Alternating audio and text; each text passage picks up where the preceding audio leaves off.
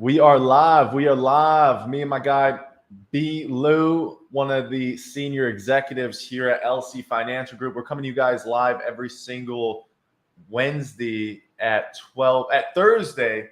Shoot, I don't even know what day it is. I don't know what day it is. I don't know what time it is. Every single Thursday at 12 noon Eastern Standard Time. My guy B. Lou holding his brand new daughter. My guy's a dad now. Crazy. Time just flies. And today we're going to be talking a little bit about keeping the main thing the main thing. If you're in sales, this is exactly what you're going to want to hear. Keeping the main thing the main thing. We're talking about customer acquisition. We're talking about maximizing your time towards creating customers and generating revenue, income, and business, right? You got to be hungry, right? It reminds me of a chapter that my Uncle G has in If You're Not First, You're Last. He talks about being hungry, right? The customers want to know that you're hungry. The customers want to know that you're hungry for their business. And that's how you got to be operating when you are in sales. You got to be operating like you're living on your last breath. You got to be operating as if you are like hungry, like you've been starved for the last month, and like this deal, you're relying on this deal, right? You're relying on this customer that you're speaking about.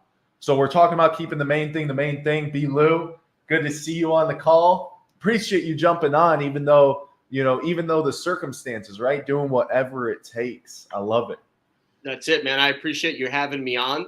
Yeah, dude. I mean, keeping the main thing the main thing. Like it doesn't get any more profound than that saying right there. I just had this talk with one of my recruits. A lot of agents tend to step over keeping the main thing the main thing. We always want to provide great customer service and really take care of our customer. However, the only way you can provide services like that is when you keep the main thing and you acquire the client first.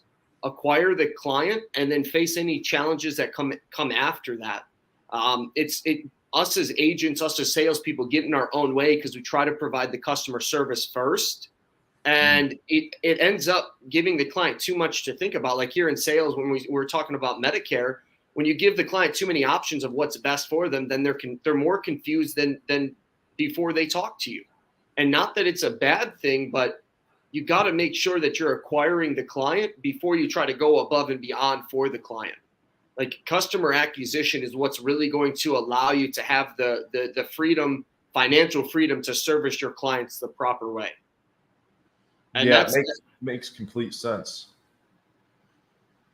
Yeah, dude, like that's something I was just talking to my recruit about. He's trying to provide customer service, and I'm like, dude, you got it backwards. Like you get the customer to be your customer. And then when they say, hey, they have complaints, like everybody looks at things as a complaint. Like it's not necessarily a complaint that the client is giving you.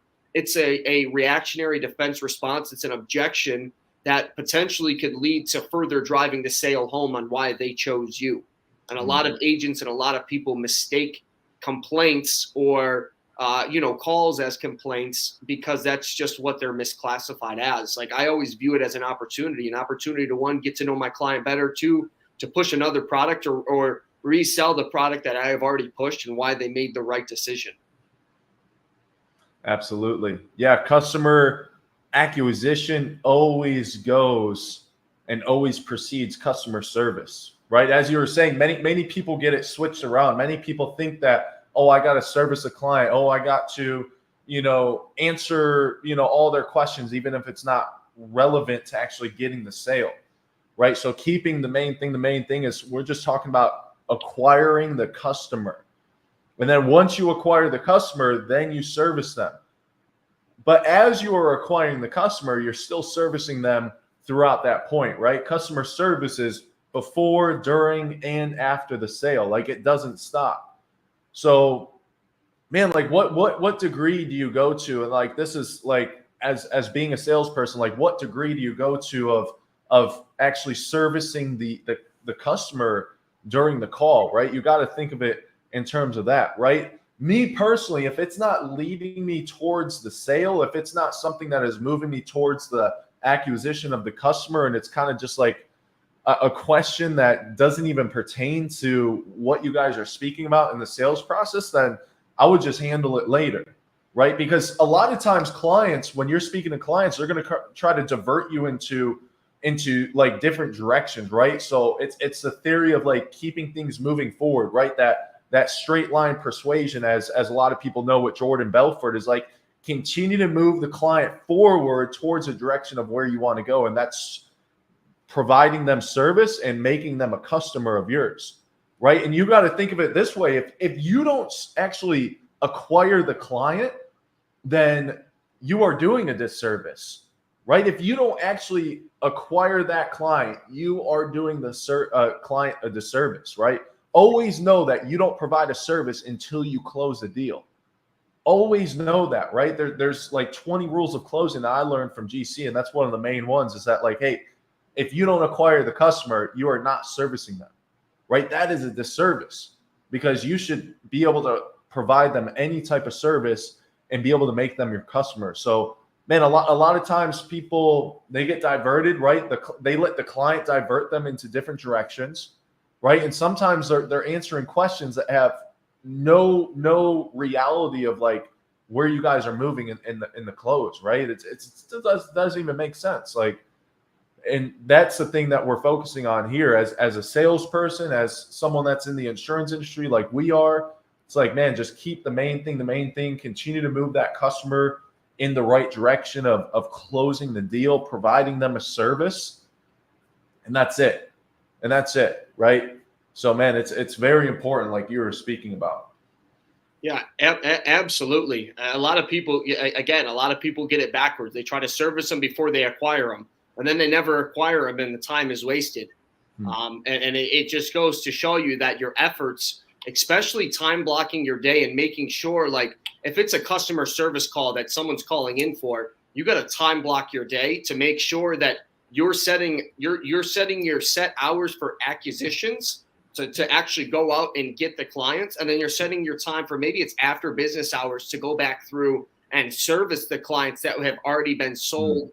Because at the end of the day, like the only way that we get successful or we become successful is by the acquisition of clients.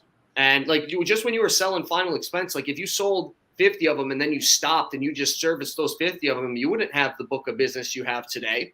Like, but on the alternative side, like you got to acquire your book of business. And then after the business hours, after the day is over of acquiring clients, then it's Saturday, Sunday, or even after hours when you're done, then you go back through all of the missed calls, all of the service calls, you go back through and service them. That's the best way to do it. The main thing is obviously helping them, but we as people need to make money. And the only way to do that is to acquire the client. Once you acquire the client, then you go above and beyond for them and make sure that they fully understand that, hey, you call me at any time, I'll get back to you when I'm free, but I will get back to you. It might not be right away. It might be in a couple hours, but I will get back to you. The service, and I do this all the time with my clients, like, hey, if I'm busy, I'm not going to answer, but I'll get back to you. Dude, they love it. They love it because they know that the service is going to be provided to them. But I couldn't have serviced them the way I do. I couldn't have built the relationships I had I not acquired them to begin with. And us as agents get in our own way. We make up so many different reasons and postulate so many different things and think about all of the different outcomes that we end up just blocking the sale to begin with from the start. And we can't do that. Like I was talking to one of my recruits, he's like, I'm just trying to educate them. I understand that. And our job is to educate them to a certain degree right now. And then as you build relationship, you acquire the client, you build a better relationship, then you go to the next degree.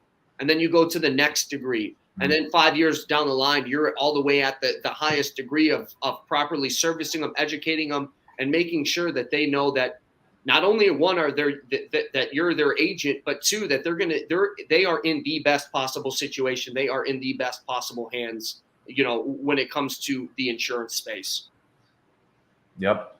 Yeah. And that's a good point that you bring up about, making sure that we're effectively managing our time, right? We have an effective time management, right? Setting those time blocks, because a lot of times, we're like, okay, the main thing is getting customers. The main thing is customer acquisition. But then throughout the day, we get all these calls from already sold clients.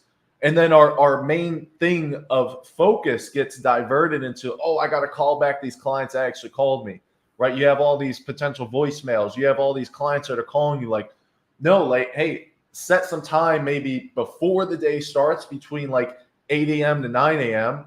before you go into the marketplace, or maybe after the day is ended, and then make those callbacks or follow-ups with already sold clients. So it's like, man, it's so important to just like, man, if you're a salesperson in the insurance industry, like just focus on customer acquisition. It's the same thing that I did, as you mentioned. You know, if you want to build a book of business of over 1,000, 1,500, 2,000 clients, like you just need to focus on customer after customer after customer. And then what are some ways that you can, you know, delegate some of that responsibility? You use a CRM, right? You plug people into the CRM. You do the automated voicemail drops. You do the automated text messaging, right? And then maybe potentially you reach out to them personally once a month, right? But just most importantly, just keeping the main thing, customer acquisition, getting more customers, creating more revenue, creating more income, because you can't survive off of like 50 clients. It's just not possible. You need hundreds of clients, right? If you're in the Medicare space, you know, let's say you're getting $20 on your renewals, you know, you need at least 500 clients that have $10,000 of monthly renewal passive income, right? Like, so what's that target? Like, don't ever stop getting more customers until you reach that target, right? Don't get diverted. Oh, I got to submit contracting here. Oh, I got to do this. I got to do that. Like, no, the main thing is customer acquisition, making calls, making dials, following up with unsold customers, converting, you know, already sold customers into new customers, maybe gaining referrals or second sales, right? That's the main thing that you want to focus on in sales, right? Is customer acquisition. And then focus on that customer service, as we're speaking about. Focus on the customer service after you actually make the sale. You know, you're going to service them during that first initial call. You're going to service them, right? But if you don't actually sell them, you don't service them at all. You're doing them a disservice. Like, care so much that you refuse not to close, because you know that what you're providing them, the offer that you're giving them, the service that you're providing them is what's needed for them. So care so much that you refuse not to close, man. And I mean, like, keeping the main thing is like, I mean, if you know, you do sales training every single day, you're not doing sales training in the middle of the day, or, you know, you're not taking an hour off during the middle of the day when you should be making calls, when you should be trying to acquire customers. Like, you're doing sales training before your day even starts to get your day started, or maybe at the end of the day, or maybe you're listening to sales training while you're making calls. Like me, I'm listening to sales training. I'm listening to audiobooks, podcasts, sales training while I'm making calls. And if a call comes in, or if a person answers the phone, oh, I'm going to pause that sales training. But man, so many people, like, I think what it stems down to is so many people get diverted from keeping the main thing because they have the call reluctance, because they have some type of avoidance.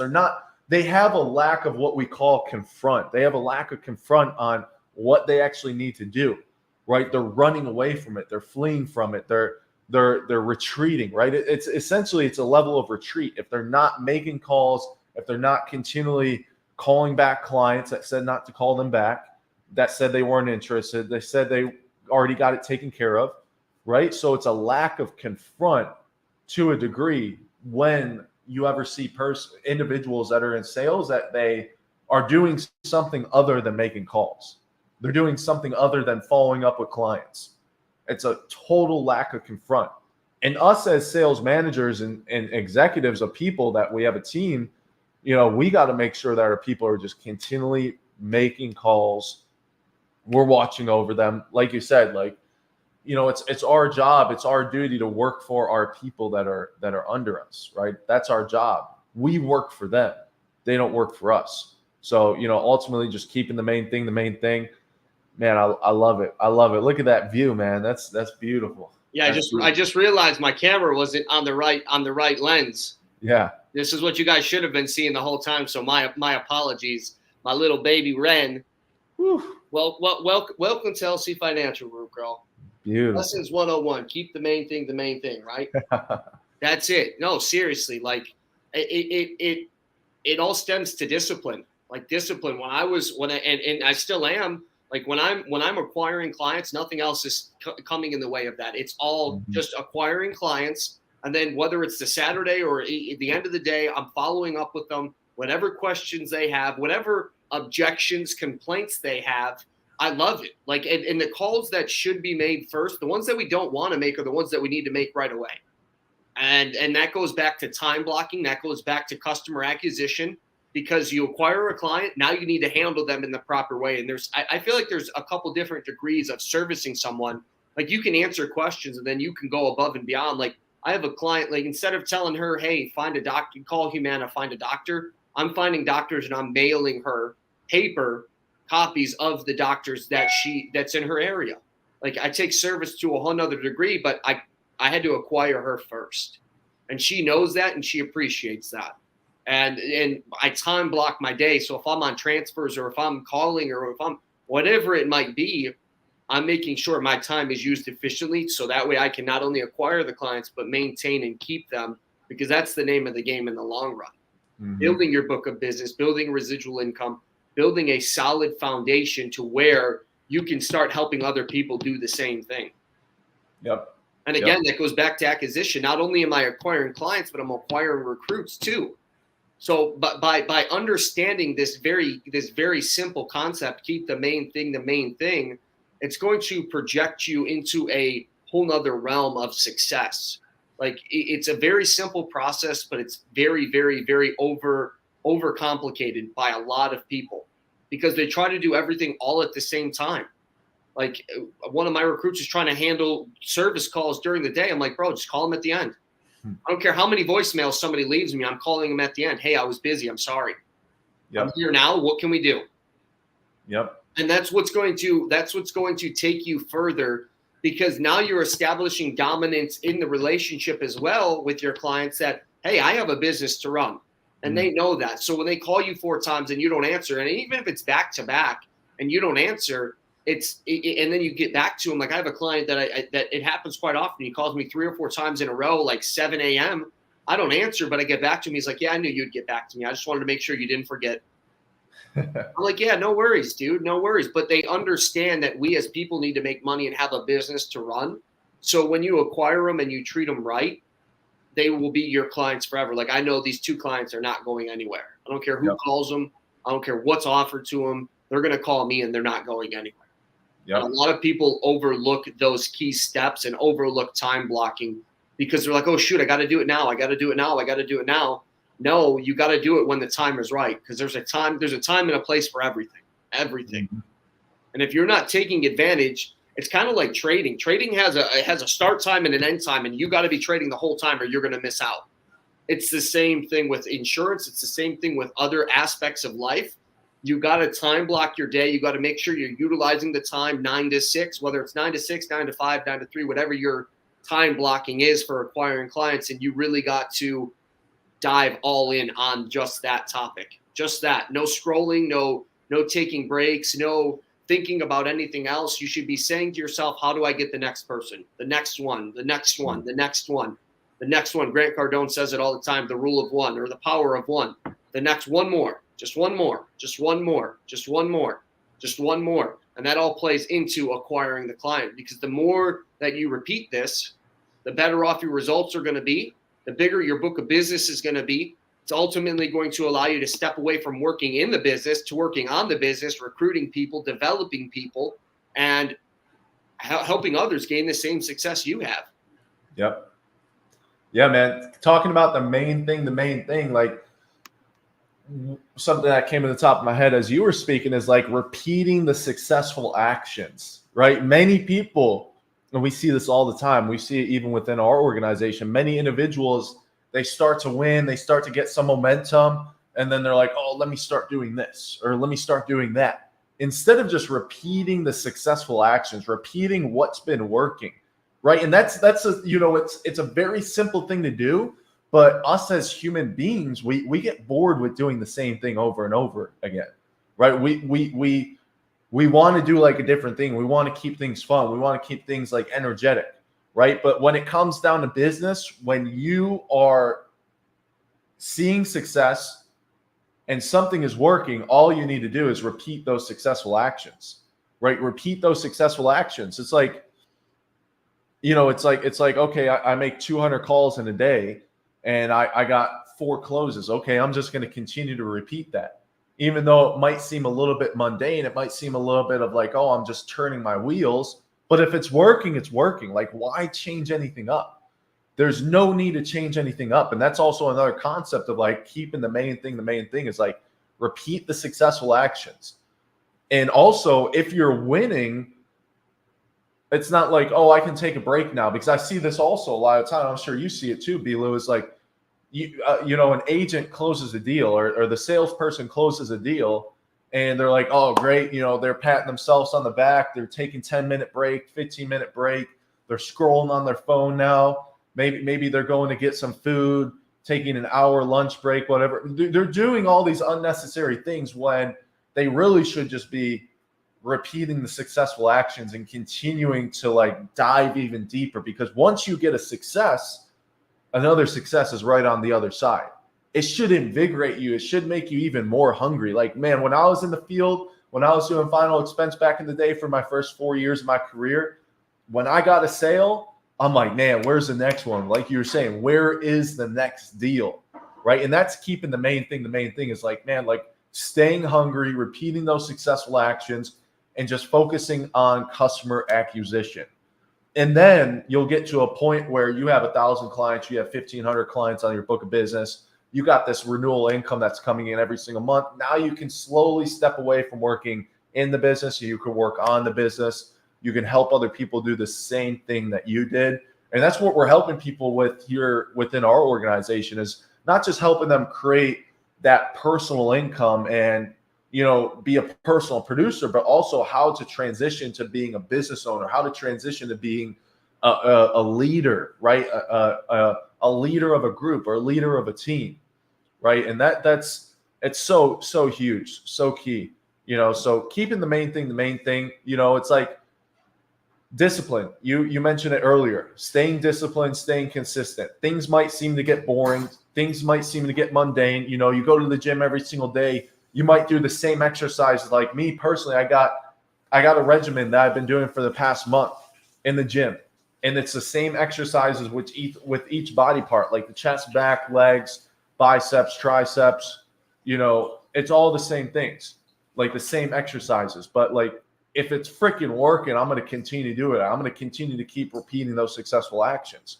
But some people, they divert once.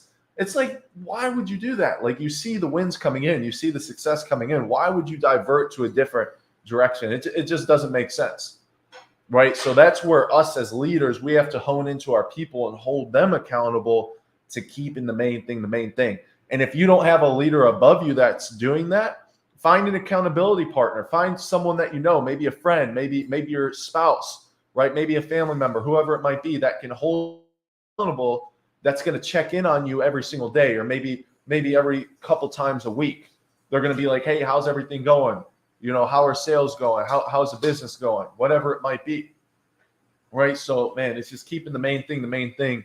It's so important. It seems so simple, yet so many people have a tough time doing it. It's like waking up at the same time every single day, or going to sleep at the same time every single day. It's like keeping the main thing. Like, if things are working, just continue to stay consistent, stay disciplined, repeat those successful actions. It's the bottom line. Many people get bored. Don't get bored. Keep seeing the successes come in. And when the success comes in, take the momentum, take the wave of momentum that's coming from it, and continue to ride that wave. The longer that you ride the wave, the bigger the wave will get. And eventually the wave will just continue to ride on its own. And like you said, people divert from that. Oh, I'm going to change it up. I can get better results this way. And then they end up don't getting they get nothing. And then they're back to square one. For whatever reason, it's the way people work. They're like, oh, this works, but I'm bored of it. So I'm going to do this instead. And then the other way doesn't work. And then they're back to square one, trying to figure out what they were doing the first time.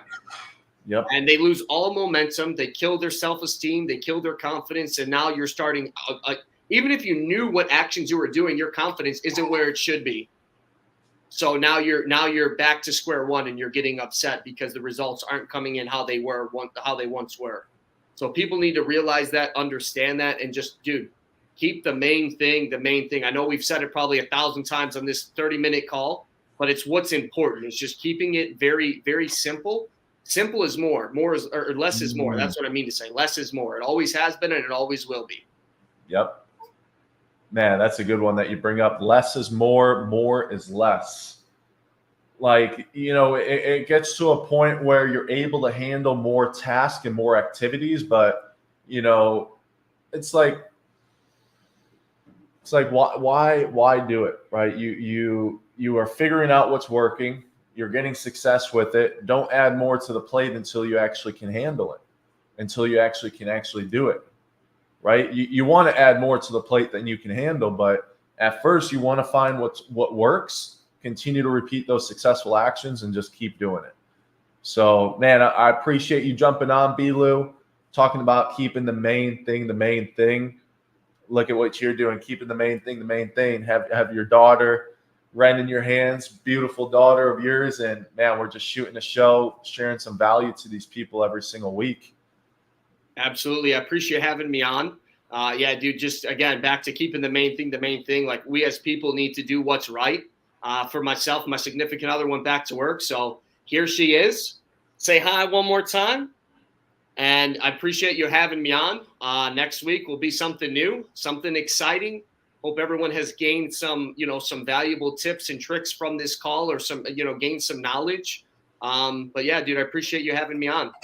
Yes, sir, brother. We'll see you next week. Take it easy.